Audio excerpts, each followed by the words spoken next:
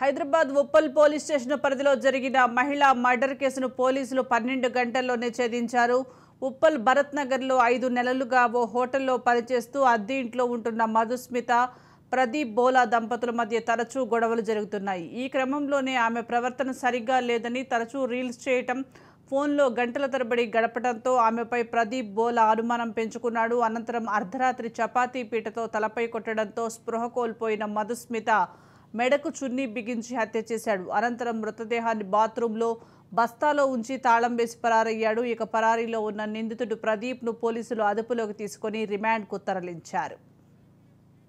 నిన్న మనకు ఇన్ఫర్మేషన్ ఏంటంటే ఆ ఇంట్లో నుంచి ఒక దుర్వాసన వస్తుందని చెప్పేసి మనకు ఇంటిమేషన్ వచ్చి వాళ్ళు ఓనర్ వచ్చేసి లాక్ బ్రేక్ చేసేసి ఇంట్లోకి వెళ్ళి చూస్తే బాత్రూంలో ఒక మూట పెట్టున్నది. అక్కడ నుంచి అన్ని ఈగలన్నీ వాలి ఉన్నాయి, దుర్వాసన వస్తుందని చెప్పేసి ఆ సమాచారం మేరకు మనం ఉప్పల్ పోలీసు తర్వాత మేమంతా పోయేసి అక్కడ చూస్తే ఆ ముఠ విప్పి చూస్తే అందులో నుంచి ఒక మహిళా శవం అది వెరిఫై చేస్తే వాళ్ళు అక్కడ ఒక 6 months నుంచి ఆ ఇంట్లో రెంటుకుంటున్నారు.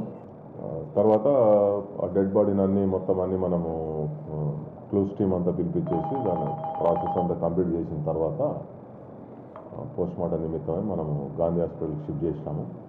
తర్వాత ఇన్వెస్టిగేషన్లో మనం ఏం చేసామంటే వాని హస్బెండ్ను పట్టుకోవడానికి మనకు ప్రైమరీ ఎవిడెన్స్ ఉన్నది కాబట్టి మర్డర్ చేసేది అనేది ఇన్వెస్టిగేషన్ చేస్తూ ఉంటే మనకు ఒక 4 టీములు పెట్టేసి మనం వాడిని వెరిఫై చేసాము. ఎక్కడెక్కడ ప్రాబబుల్ ప్లేసెస్ ఎక్కడెక్కడ ఉన్నాయని చెప్పేసి చేస్తే అంటే అక్యూడ్ను మనం ఇంట్రాగేషన్లో చెప్పింది ఏంటంటే మనకు అమ్మాయి సరిగా ఇతని పట్టించుకోవడం లేకుండా టైం ప్రకారంగా అతనికి వంట చేయకపోవడము, భోజనం అరేంజ్ చేయకపోవడము, తర్వాత ఎప్పుడు సెల్ ఫోన్లోనే మాట్లాడుతూ ఉండడము, తర్వాత టిక్ టాక్ వీడియోలు చేస్తూ ఉంటుందంట అమ్మాయి రెగ్యులర్గా. అదేవిధంగా చిన్న పాపను కూడా సరిగా పట్టించుకోకుండా పిల్ల హెల్త్ కూడా చూసుకోకుండా సరిగా ఉంటారు. ఆ విషయమై రెగ్యులర్గా వాళ్ళు చిన్న గొడవలు అయ్యేటివి.